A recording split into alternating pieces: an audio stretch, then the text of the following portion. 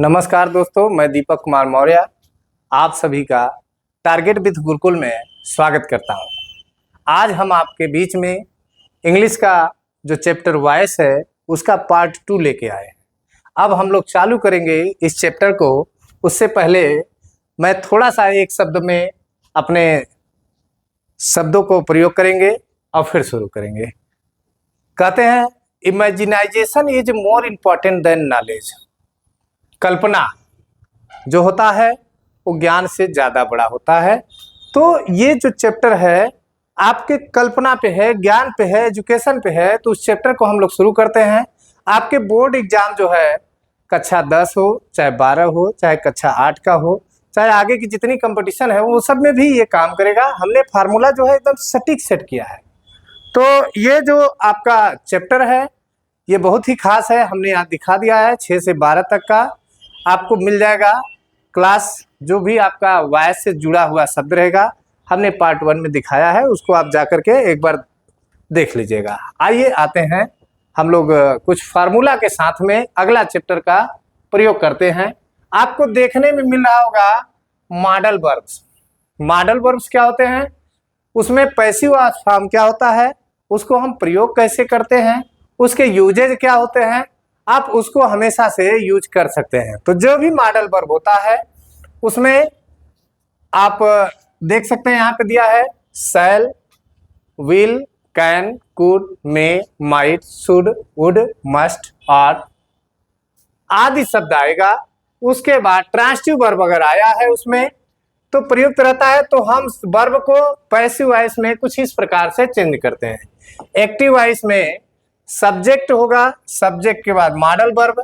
इसका मतलब जो will, shall, may, might, could, would, art, need जो भी दिया होगा वो सब वर्ब होंगे।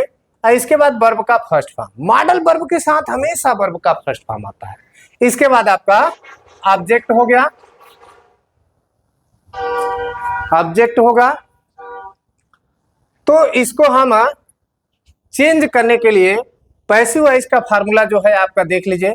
सब्जेक्ट, सब्जेक्ट यानी कि ऑब्जेक्ट को हमने किया सब्जेक्ट, जो भी ऑब्जेक्ट आपका होगा उसको सब्जेक्ट कर लेंगे।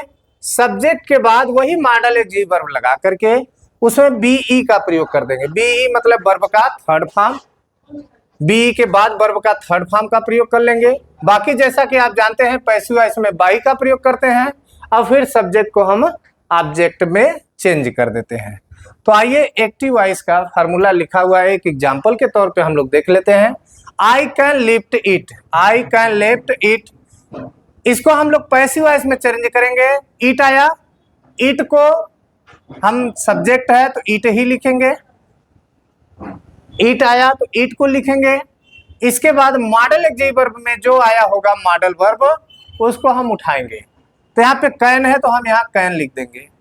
कैन लिखने के बाद देख लीजिए फार्मूला में मॉडल एडजेक्टिव वर्ब आया, मॉडल एडजेक्टिव वर्ब के बाद हम बीई लगा देंगे। हमारा ये फार्मूला में हो गया। इसके बाद वर्ब का थर्ड फॉर्म तो यहाँ दिया है लिफ्ट, लिफ्ट को हम कर देंगे लिफ्टेड, लिफ्टेड कर देंगे। इसके बाद आपका वर्ब का थर्ड फॉर्म के बाद बाई का प्रयोग कर लिया हमने। अब बाई के बाद सब्जेक्ट को हमने लिख दिया, आई का हो गया आपका मी। ये हमारा मॉडल एडजेक्टिव वर्ब का कुछ एग्जाम्पल है जिसको हमने दिखाने का प्रयास किया है, समझाने का प्रयास किया है आपको। इसका आप स्क्रीनशॉट लेकर के कॉपी में नोट कर लीजिए। जितना ज्यादा आप कॉपी में पेन से लिखेंगे, लिख लिख करके प्रयास करेंगे, फार्मूला के साथ साथ एग्जाम्पल का प्रयोग करेंगे, आपके बुक में ऐसे एग्जाम्पल्स मिल जाएंगे। उन एग्जाम्पल का प्रयोग आप करके इस फार्मूला के माध्यम से, इस सेंटेंस के माध्यम से आप पैसिव वॉइस में चेंज कर सकते हैं। आइए दूसरा नंबर देख लेते हैं। अगर इन्फिनेटिव आया हो, अगर इन्फिनेटिव आया होगा, हाँ बच्चे आपका कहना है एक एग्जाम्पल और बता दें मॉडल एडजेक्टिव वर्ब का। चलो अच्छा एक और एग्जाम्पल देख लेते हैं।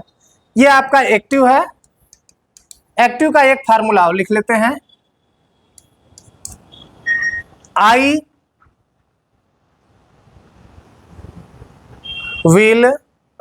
शैल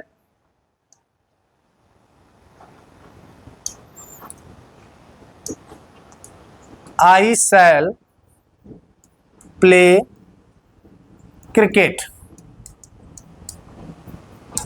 जी हाँ, कुछ बच्चों का कमेंट आ रहा है, मैंने जहां तक देख पा रहा हूं कि इसमें कहने का मतलब है कि सर एक दो एग्जाम्पल और हमको पैसिव वॉइस में मॉडल एग्जेक्टिव वर्ब का बता दीजिए, जिसको हम बताने का प्रयास किए हैं।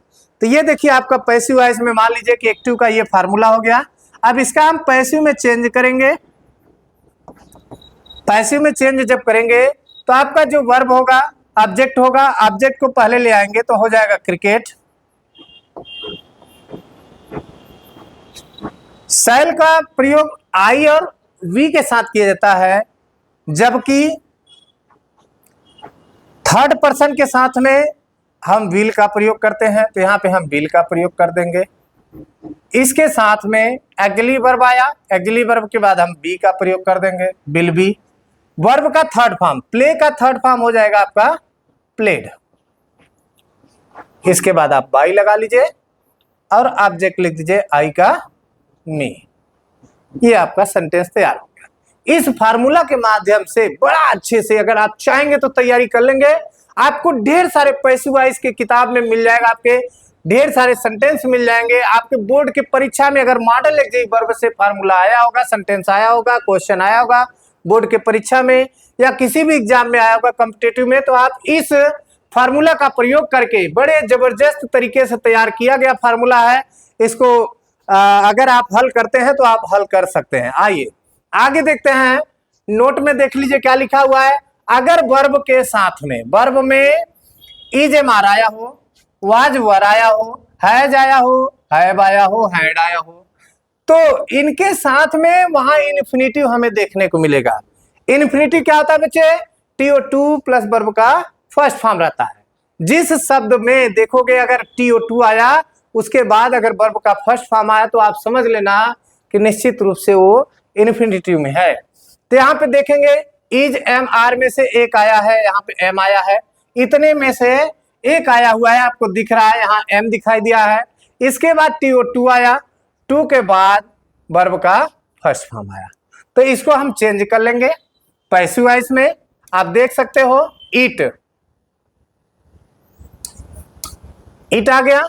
ईट के साथ में इज का प्रयोग किया जाता है, इज का हम प्रयोग कर लिए। ईट इज, TO2 लगा लेंगे। इसके बाद बी, TO2 के बाद डू लगा देंगे, टू बी, सॉरी बी का प्रयोग कर लेंगे। बी के बाद हम वर्ब का थर्ड फॉर्म लगा देंगे, क्योंकि जानते हो आप बड़ी रेयर केस होता है कि हमेशा इन्फिनिटिव जो होता है TO2 के साथ में वर्ब का फर्स्ट फॉर्म आता है,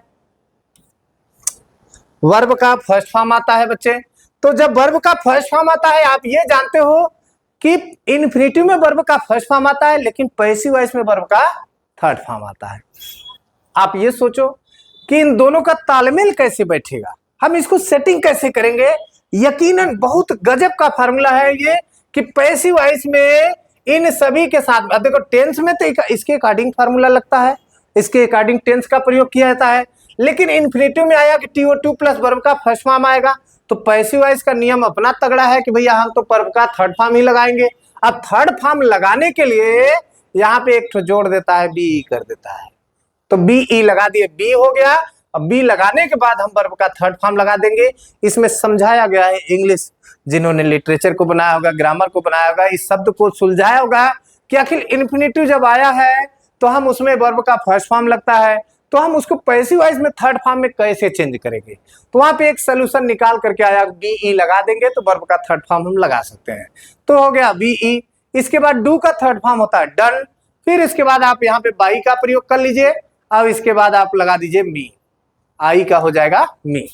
बच्चे ये फार्मूला आपका समझ लीजिए। अगर आपको फार्मूला नहीं समझ में आ रहा है, मैं देख पा रहा हूँ कुछ लोगों का सवाल है कि सर ये तो डायरेक्ट फार्मूला के बिना ही बन गया, तो आइए इसका एक्टिव का फार्मूला हम लिख देते हैं। यहाँ आप मिला लीजिएगा, लिख लीजिएगा अपने नोट में कि एक्टिव में क्या हुआ कि इसका आपका फार्मूला आ जाएगा subject plus is am are, जो भी है वाज वर जो भी रहेगा आपका सब इसी में आ जाएगा। इसके बाद TO2 आ जाए प्लस वर्ब का फर्स्ट फॉर्म आ जाए और प्लस ऑब्जेक्ट आ जाए।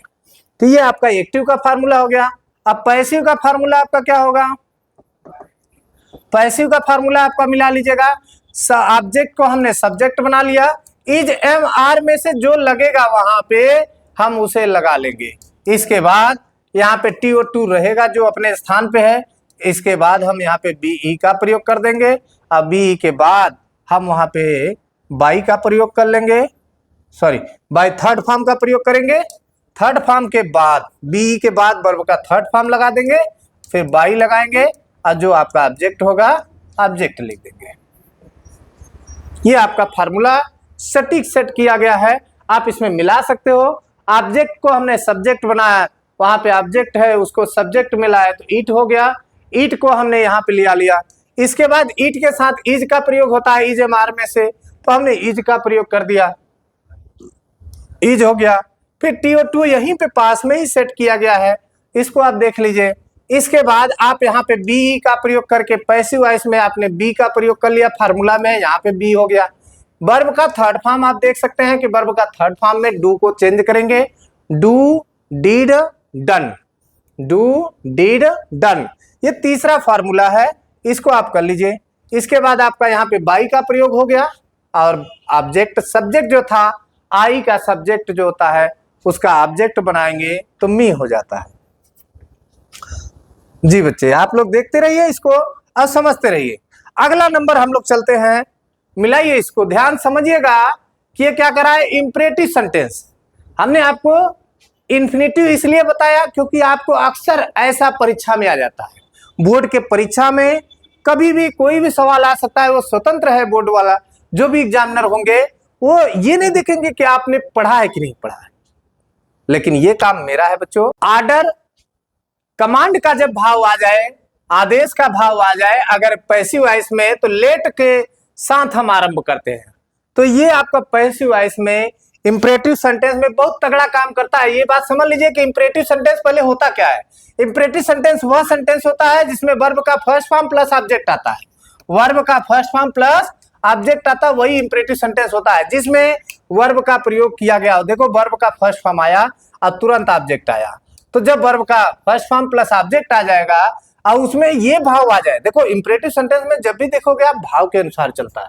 तो भाव क्या कह रहा है उसको आप देखिए। भाव कह रहा है कि जब आदेश का भाव हो, ऑर्डर का भाव हो, कमांड का भाव हो, तो आप वहां पे पैसिव वॉइस में प्रयोग कर लीजिए। तो ये आपका पैसिव वॉइस में शुरू करेंगे तो इसके लिए वर्ब का फर्स्ट फॉर्म प्लस ऑब्जेक्ट के साथ में प्रयोग करते हैं। तो यहाँ पे देखिए वर्ब का फर्स्ट फॉर्म आया है और ये आपका ऑब्जेक्ट है, तो इसको हम पैसिव वॉइस में बदलने के लिए लेट का प्रयोग करते हैं। लेट के साथ में सब्जेक्ट लिखेंगे तो यहाँ पे बी लगा देंगे। अभी अभी हमने आपसे इन्फिनेटिव में भी बताया, क्या बताया भैया, कि वर्ब का TO2 प्लस वर्ब का फर्स्ट फॉर्म जब आया होगा तो हम यहाँ पे BE लगा लेते हैं, तब जाकर के वर्ब का थर्ड फॉर्म आया, आपने देखा डन लगा हुआ है। उसी तरीके से अब यहाँ सेंटेंस जब आया है तो यहाँ पे भी इंपरेटिव सेंटेंस में वर्ब का फर्स्ट फॉर्म आता है, तो इसको थर्ड फॉर्म में बदलने के लिए हमें बी का प्रयोग करना है। बहुत सरल तरीके से समझाने का प्रयास कर रहा हूं बच्चों। अगर आप इसको कंटेंट करोगे ना, ध्यान दोगे ना, तो सब सरल हो जाएगा। आपका इंपरेटिव सेंटेंस जो आपको अक्सर कंफ्यूज किया होगा ना, अब आपको कंफ्यूजन की जरूरत नहीं होगी। हम इसको बड़े ही आराम से इसको दिखाने के लिए लाए हैं। तो यहाँ पे आप लेट का प्रयोग पहले कर लीजिए, लेट कर लीजिए, लेट कर लीजिए, किए जी। करने के बाद आप सब्जेक्ट लिख लीजिए। तो यहाँ सब्जेक्ट आपका दिस वर्क है, दिस वर्क को आप सब्जेक्ट बना लीजिए। सब्जेक्ट के बाद आप यहाँ पे BE लगा दीजिए। देखिए लगा हुआ है, आपको हमने फार्मूला पहले लिखा है, यहाँ पे हमने फार्मूला लिखा इसलिए ताकि आप उसको समझ सको। अगर आपने आज फार्मूला समझ लिया, निसंदेह आपको कोई भी सेंटेंस आएगा, चाहे पैसिव वॉइस में इंपरेटिव सेंटेंस का आए, चाहे उसका इन्फिनेटिव आए, आप जो भी आएगा फार्मूला आपके दिमाग में है। जब आपके दिमाग में सेट रहेगा ना तो आप इसको करने में देर नहीं करोगे। तो यहाँ बी हो गया। अब इसके बाद वर्ब का थर्ड फॉर्म डू आया है, तो इसका हमने यहाँ पे डन कर दिया। इसमें बाई की जरूरत नहीं पड़े क्योंकि कोई ऑब्जेक्ट सब्जेक्ट ही नहीं है। अब आप देख सकते हो कि वॉइस में कह क्या रहा है कि वर्ब का फर्स्ट फॉर्म प्लस ऑब्जेक्ट। अब बताओ आप, यहाँ वर्ब का फर्स्ट फॉर्म आया है तो हम इसमें बाई का प्रयोग कहाँ करेंगे, आएगा ही नहीं है, जरूरत ही नहीं है उसका यार। आगे देखो आप, अगला नंबर देखो, इसको समझो आप, बड़े अच्छे से समझो आप इसको। इंपरेटिव सेंटेंस में कह रहा है कि जब एडवाइस का भाव आ जाए, एडवाइस मतलब होता है सलाह, सलाह का भाव आ जाए, according to the sentence it will become into the advice. In the meaning of advice, सलाह का भाव आ जाए तो हम पैसिव वॉइस में शुड का प्रयोग करते हैं। पैसिव वॉइस में हम शुड का प्रयोग कर देंगे। शुड माने होता है चाहिए। आइए देखते हैं कैसे। एक्टिव वॉइस यहां दिया आपका। एक्टिव वॉइस को हमने चेंज किया है, पहले फार्मूला लिखा है, तो फार्मूला जो लिखा है बच्चों आप यहां मिला सकते हो कि फार्मूला वर्ब का फर्स्ट फॉर्म प्लस ऑब्जेक्ट आया है। तो इसको आपने जो ऑब्जेक्ट था वहां पे हमने क्या कर दिया, उसको सब्जेक्ट कर दिया। सब्जेक्ट के बाद हमने लगा दिया शुड। यहां हमने पहले ही ऑलरेडी बोल दिया है, I have told you already about this sentence, come to the point. Should का प्रयोग हम कर देंगे, सब्जेक्ट के साथ में शुड का प्रयोग कर लिए। इसके बाद यहाँ पे हमने बी का प्रयोग किया। इंपरेटिव सेंटेंस में बी का प्रयोग आना ही आना है, इसमें कोई संदेह नहीं है। ये बात समझ लो कि अगर आप इंपरेटिव सेंटेंस लगा रहे हो तो निश्चित रूप से बी का प्रयोग होगा। तो आइए इंपरेटिव सेंटेंस में देखो हमने लगा दिया बी, बी लगा दिया। अगर शुड का प्रयोग, सलाह का प्रयोग आया है, आर्डर का प्रयोग आया है तो बी का प्रयोग हमने कर लिया, तो बी का प्रयोग कर दिया। इसके बाद वर्ब का थर्ड फॉर्म। तो देखिए यहां पे आया है love your country.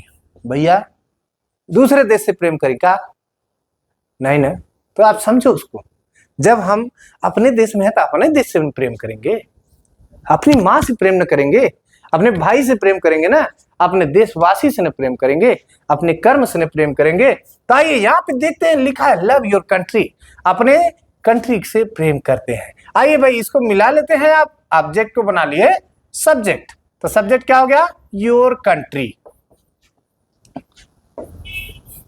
Your country आपका हो गया सब्जेक्ट। इसके बाद आपको लगा देना है शुड, फिर बी लगा लीजिए, वर्ब का थर्ड फॉर्म लिख दीजिए, तो थर्ड फॉर्म क्या होगा, लव्ड। ये आपका बन गया पैसिव वॉइस। अब इसको आपने समझा कैसे, फिर से मिला लीजिए, लव योर कंट्री, तो आप इसको जोड़ लीजिए, लव योर कंट्री, तो योर कंट्री को आप इधर ले आए और लव को आप वर्ब का थर्ड फॉर्म लगा करके जोड़ दिया। और वर्ब में यहाँ फार्मूला में आप सेंटेंस देख लो, शुड का प्रयोग हुआ है और बी का प्रयोग हुआ है। तो ये आपका पैसिव वॉइस में जब सलाह का भाव आया, एक्टिव वॉइस में जब सलाह का भाव आया हो तो पैसिव वॉइस में बदलते समय शुड का प्रयोग कर देते हैं।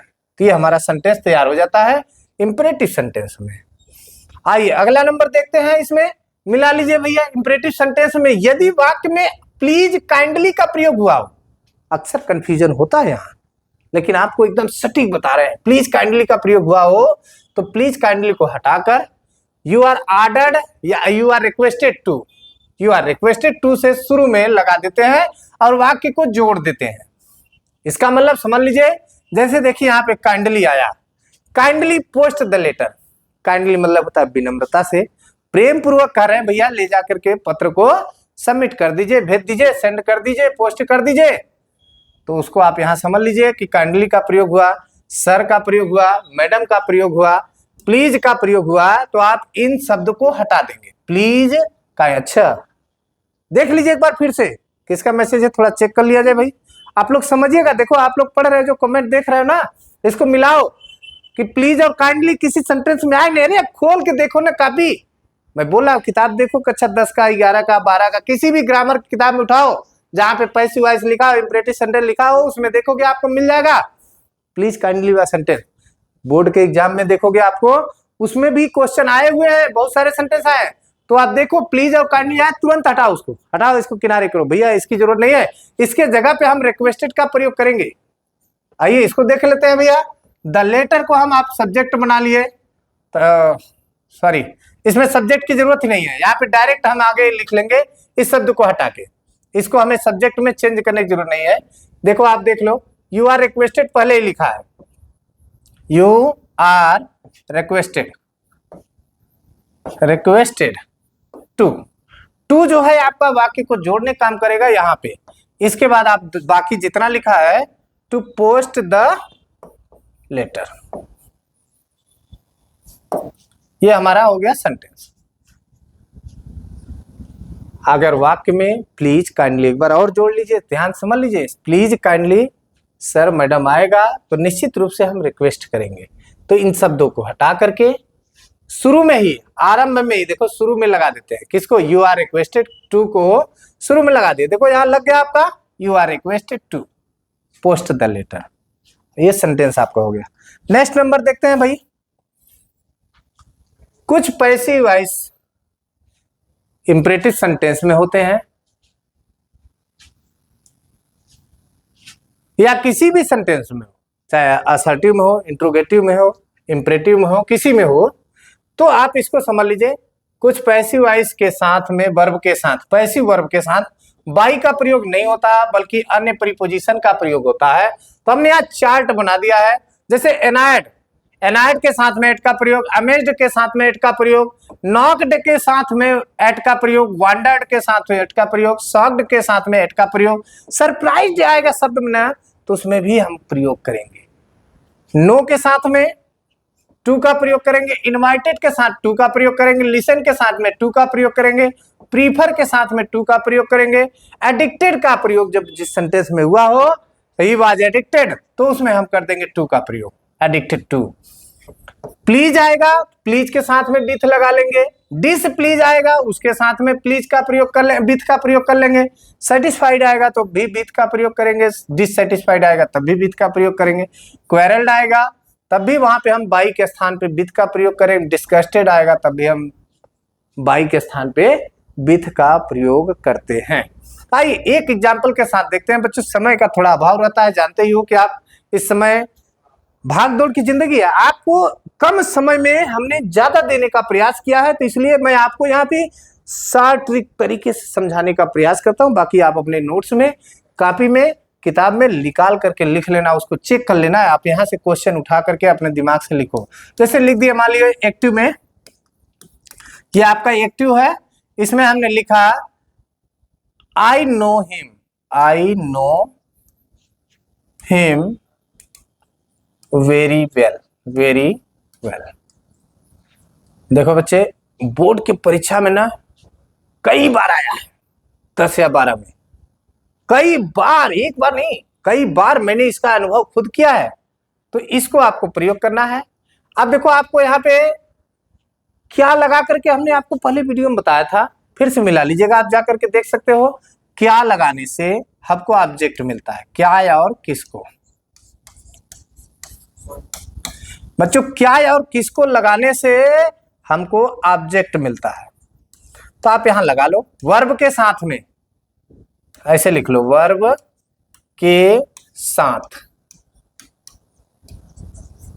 वर्ब के साथ में क्या लगाने से या किसको लगाने से, क्या लगाने से या किसको लगाने से। तो वर्ब क्या है, नो, नो मतलब होता है जानना, नो मीन्स जब जानना होता है तो क्या जानना, क्या जानना तो यहां नहीं दिखा, किसको जानना, उसको, तो हमको ऑब्जेक्ट मिल गया उसको, तो उसको हम ले आ देंगे इधर पैसिव वॉइस में, पैसिव वॉइस में आ जाओ भाई, उसको को ले आएंगे तो ही हो जाएगा, हिम का। अब ये प्रेजेंट टेंस में है इसलिए लगा देंगे इज, कंटिन्यूअस का फार्मूला, प्रेजेंट इंडेफिनिट में प्रेजेंट कंटिन्यूअस का फार्मूला इज लगा लिए। अब नो आया, नो का वर्ब का थर्ड फॉर्म नोन होता है, नोन लगा लिया, तो देखो यहाँ नो आ गया, नो आया तो यहाँ पे हम मान लो नोन कर देते हैं, नोन के साथ में हमेशा टू का प्रयोग करते हैं, बाई का प्रयोग नहीं करते हैं, तो यहाँ पे लगा देंगे टू मी, आई क्या हो जाएगा मी, आई को सब्जेक्ट को ऑब्जेक्ट में बदल दिए, ऑब्जेक्ट को सब्जेक्ट में बदल दिए। अब वर्ब का थर्ड फॉर्म लगा दिए, बाकी जो लिखा हुआ है बच्चों उसे आप पूरा यहीं लिख सकते हो, वेरी वेल, ये हो गया।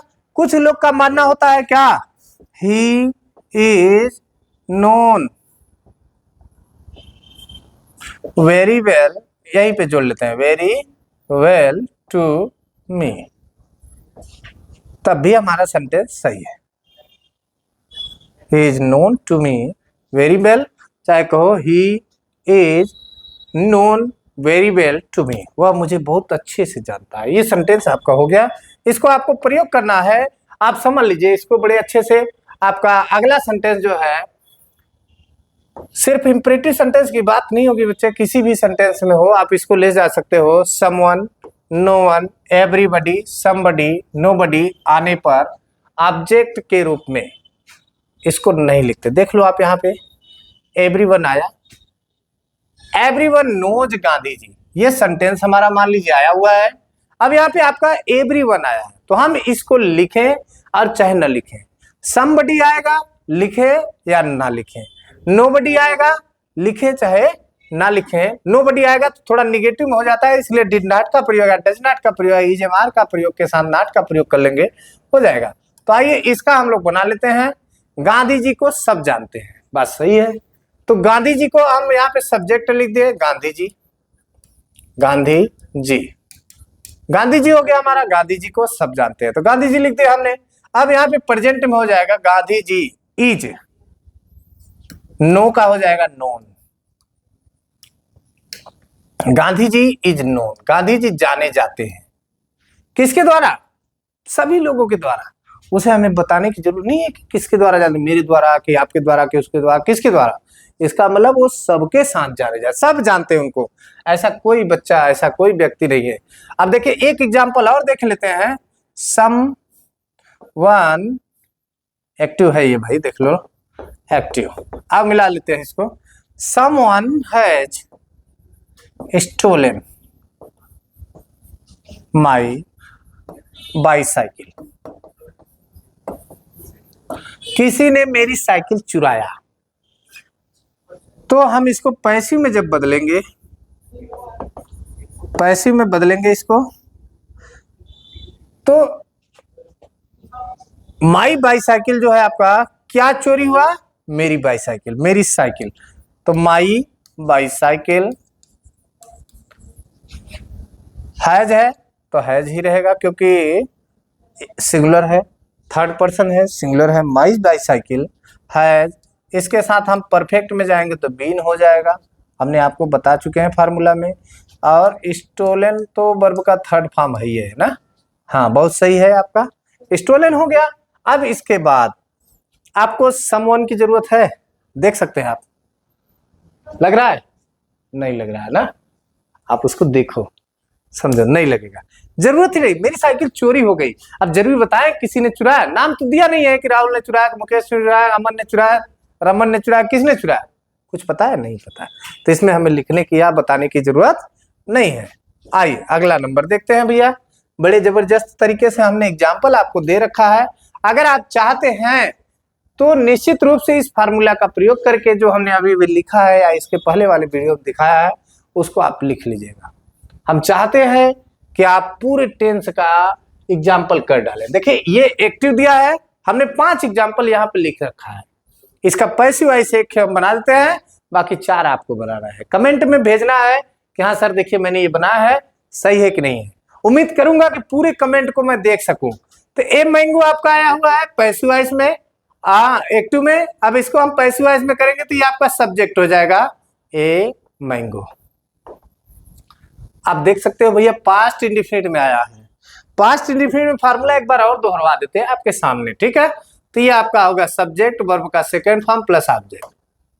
तो यहाँ पे देखो 8 आया, ये सेकंड फॉर्म है, ये आपका फार्मूला हो गया। इसको आप पैसिव वॉइस में जब चेंज करोगे तो पैसिव का फार्मूला लिख लीजिए। पैसिव का फार्मूला क्या होगा?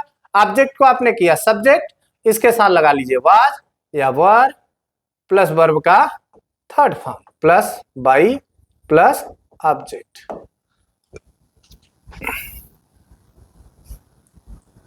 ये आपका फार्मूला है।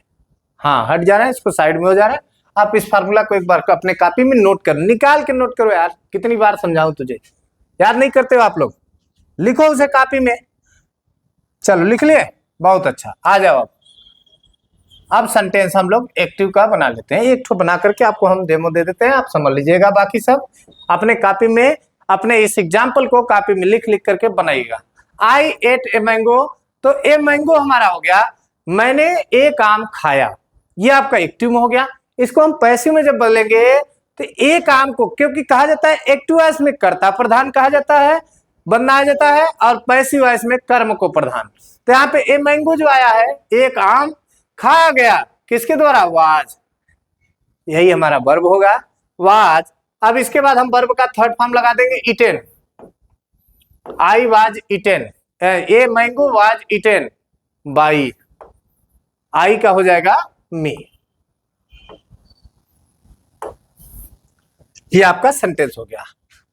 दूसरा, तीसरा, चौथा, पांचवा, आप ये 5 फार्मूला दिए हैं, इसको आप लोग सेंटेंस दिए हैं, इन सेंटेंस को फार्मूला के माध्यम से आप अच्छे से जोड़ लीजिएगा। जितना अच्छे समझ लेंगे उतना अच्छे से कर पाएंगे। अब कंटिन्यूअस में आया है तो कंटिन्यूअस का फार्मूला क्या होता है, एक बार हम फार्मूला लिख देते हैं फिर मिला लीजिए। अब ना यहाँ फार्मूला लिख देते हैं ताकि आपके सामने पड़ा रहेगा। देखिए एक्टिव का फार्मूला होता है subject plus was were plus verb का first form ING plus object. ये हो गया आपका ऑब्जेक्ट, सही नहीं है, चलो प्लस ऑब्जेक्ट, ये हो गया। पैसिव में करेंगे इसको तो ऑब्जेक्ट का बन जाएगा सब्जेक्ट प्लस वाज वर तो रहेगा ही जो आपका है वाज वर प्लस वर्ब का सॉरी बीई लगा लीजिए यहाँ पे,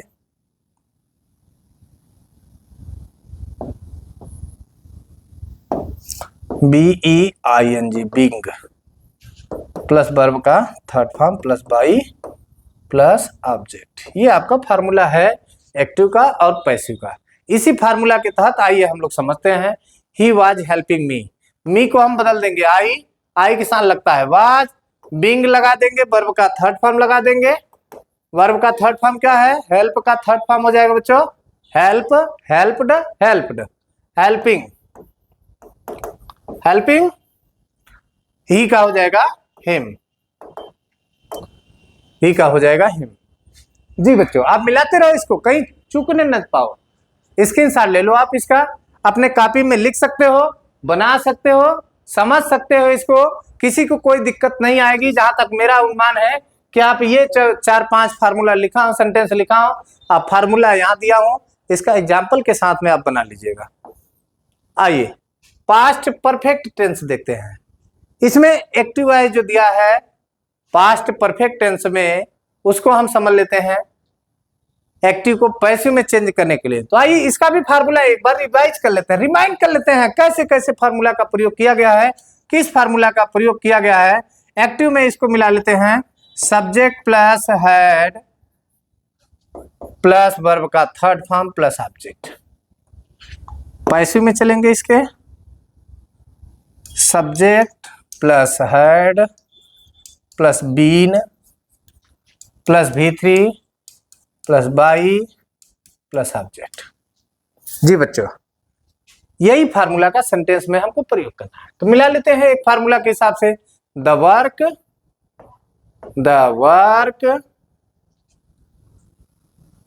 हो गया, हेड आ जाएगा, हाँ हेड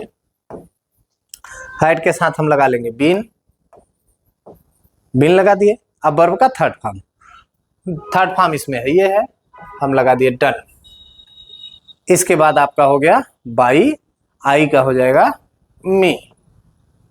फार्मूला, एग्जाम्पल, नियम, सारी विधि हमने आपको बताया है। आप फार्मूला को वीडियो के माध्यम से हमारे फर्स्ट वीडियो में एक्टिव वॉइस का फर्स्ट पार्ट जो है टारगेट विथ गुरुकुल में आप डाल करके चेक कर लेना, आपका उसमें मिल जाएगा पार्ट फर्स्ट इंग्लिश बाय दीपक से डालिएगा, आपको यूट्यूब पे पूरे तरीके से मिल जाएगा, उसको बना लीजिएगा। अगला नंबर हम लोग चलते हैं फ्यूचर इंडेफिनिट टेंस। देखो बच्चों आप जानते हो कि पैसिव वॉइस में present indefinite, present continuous, present perfect, past indefinite, past continuous, past perfect, future indefinite, future continuous, future perfect का पैसिव वॉइस बनता है। और परफेक्ट कंटीन्यूअस चाहे प्रेजेंट का हो, चाहे पास्ट का हो, चाहे फ्यूचर का हो, उसमें हमें परिवर्तन करने की जरूरत नहीं पड़ती है, क्योंकि वो बिंग लगाना है, बीन लगाना है, वो पहले ही परफेक्ट में आ जाता है। तो बीन तो वहां पहले दिया ही है, बना ही दिए हैं, तो फिर बनाने की कोई जरूरत नहीं है, ऐसा कोई नियम कानून की जरूरत नहीं है। आगे चलते हैं फिलहाल, अब हम फ्यूचर इंडेफिनिट में आते हैं, तो इसका ध्यान समझिएगा। फ्यूचर इंडेफिनिट में फार्मूला लिख लेते हैं। पहले फार्मूला देखो, फार्मूला अगर आपको सेंटेंस में समझ में आ रहा है तो एक बार हिंदी आपको नहीं भी आया, मैं आपको अंग्रेजी सिखा दूंगा, ये समझ लीजिएगा कि अगर फार्मूला आप काम कर रहे हैं। अभी हम ट्रांसलेशन का वीडियो आपको तमाम प्रकार के चैनल पे दे देंगे अपने, और तमाम प्रकार के वीडियो आपको मिल जाएंगे निश्चित तौर पे, खास तौर पे आपको ये सारी चीजें मिलेंगी। लेकिन पहले आप फार्मूला को तैयार करो, एग्जाम्पल को तैयार करो, फिर उसके बाद आपका ऑटोमेटिक ये सब सेंटेंस तैयार हो जाएगा। सब्जेक्ट प्लस विल या सेल प्लस वर्ब का first form plus object. Passive voice में चलते हैं इसको, सब्जेक्ट प्लस ऑब्जेक्ट को सब्जेक्ट बना लिए, सब्जेक्ट के बाद विल या सेल प्लस बी लगा दीजिए, बी लगा दी। देखिए आप यहाँ पे देख लीजिए, मॉडल एक्चुअली में अभी हमने ये एग्जांपल बताया होगा आपको कि विल और सेल के साथ भी बी का प्रयोग, क्योंकि ये मॉडल एक्चुअली में आता है, कैटेगरी में आता है, उसको आप समझ लीजिएगा। तो विल बी या सेल बी का प्रयोग कर लिए, बी का प्रयोग कर दीजिए प्लस वर्ब का third form plus by plus object.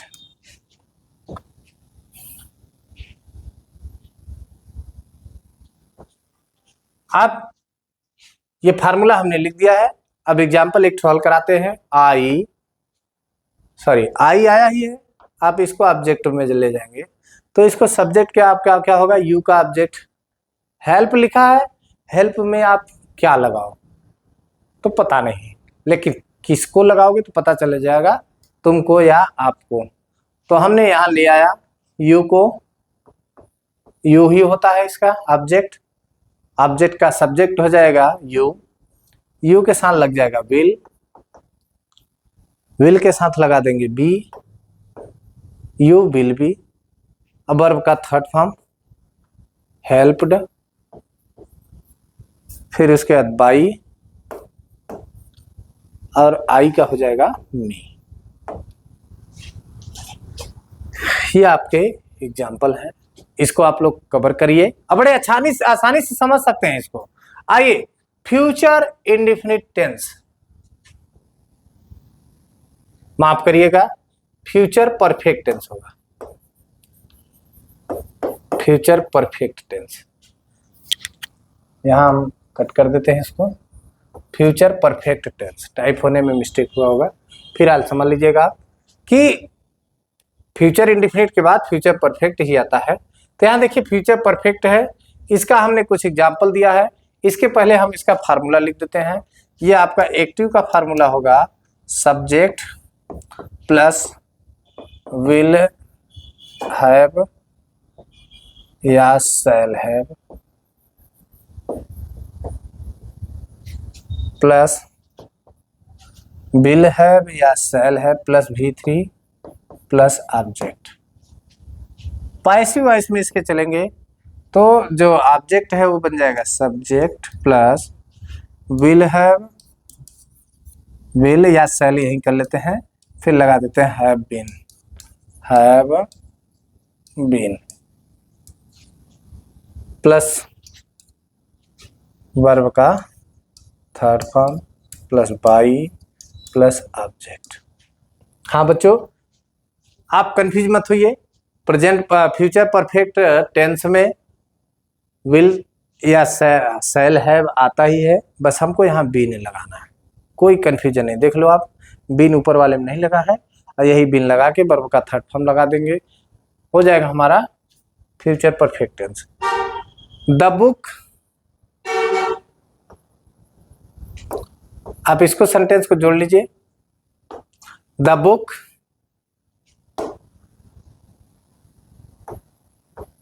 मिलाइएगा, आप ध्यान से समझिएगा इसको। ये आपका ऑब्जेक्ट है, इसको आपको सब्जेक्ट बनाना है। द बुक विल, विल या सेल में से एक लगाएंगे तो विल हो जाएगा। Have been, have been, have been हो गया। वर्ब का थर्ड फॉर्म, तो यहां ऑलरेडी वर्ब का थर्ड फॉर्म दिया है retain.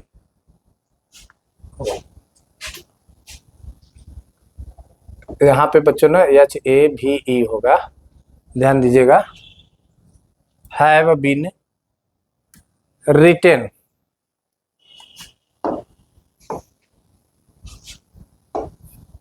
Have been written, WRITTEN, written by I क्या हो जाएगा में। हमने पहला नंबर ए वाला नंबर का कंक्लूजन बता दिया है आपको। जितना भी पैसिव वॉइस से रिलेटेड फार्मूला था, सेंटेंस था, एग्जाम्पल थे, जो आपकी डिफिकल्टीज थी हमने उसको फेस किया है, हमने आपको समझाने का प्रयास किया है एक एक फार्मूला के माध्यम से। अगर किसी को कोई कंफ्यूजन होता है, किसी को कोई समस्या होता है, तो हमारे चैनल टारगेट विथ गुरुकुल में आप इस वीडियो को देखिए, नीचे कमेंट बॉक्स में आप अपने कमेंट को डालिए कि सर यहाँ पे इसमें हमको नहीं समझ में आया, उसको हमें समझा दीजिए, कैसे समझेंगे या इस क्वेश्चन को कैसे हल किया जाएगा। आप उसमें क्वेश्चन भी डाल सकते हैं। तमाम प्रकार की जो जानकारी आपको मिलनी है इस चैनल के माध्यम से, वीडियो के माध्यम से, मेरे माध्यम से, हमारे संस्था के माध्यम से हम आपको देने का प्रयास करेंगे। अक्सर आपके जो समस्याएं हो वो समस्याएं मेरी हो जाएंगी। मैं चाहता हूं कि आपके पास जो भी समस्याएं हैं उन समस्याओं को मुझे देने का प्रयास करें। तो ये आपके लिए बड़ा ही सुखद होगा, सरल होगा और आनंदमय होगा। आपके जीवन के तमाम प्रकार के प्रश्न जो एक्टिव पैसे से जुड़े थे, मैंने हर एक प्रश्न को जोड़ने का प्रयास किया है, समझाने का प्रयास किया है, बताने का प्रयास किया है। ये आपको हल करने को मिल जाएगा। अब मैं उम्मीद करता हूं कि आप इसको करेंगे। और इसी के साथ मैं आज का अपना वीडियो को यहीं पे समाप्त करता हूं। फाइनली हम लोग इस एक्टिव और पैसिव वॉइस का जो चैप्टर है इसको समझाने में आज हम पूरा कर पाए हैं और उम्मीद है कि आप लोग इसको समझने में पूरा कर पाएंगे और इसको कर पाएंगे। ठीक है, तो इसको आप लोग देखते रहिएगा, वीडियो को समझते रहिएगा और हल कीजिएगा। ओके, जय हिंद।